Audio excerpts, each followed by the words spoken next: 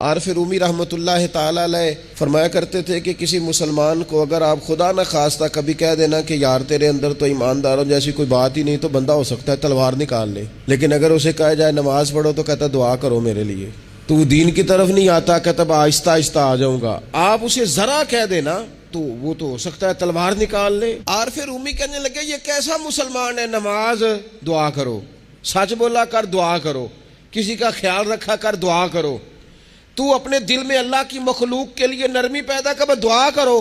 تو کون ہے؟ کہتا میں ہوں مسلمان اور پکا مسلمان ہوں، میں تمہیں ہلنے نہیں دوں گا اس بات سے، لیکن اگر آپ مجھے کہیں مسلمانوں والا کوئی کام کریں تو کہتا ہے نماز کے بغیر مسلمان نہیں ہوتا، سچ کے بغیر مسلمان نہیں ہوتا، دیانت کے بغیر مسلمان نہیں ہوتا، اور میں تم سے بڑا عاشق رسول ہوں۔ تو بھائی کچھ چیز نظر بھی تو آئے نا، کوئی اس کے اثرات بھی تو ہونا۔ آپ دکاندار ہیں تو آپ مال لینے جاتے ہیں، لا کے بیچتے ہیں، دکانداری نظر آ رہی ہے۔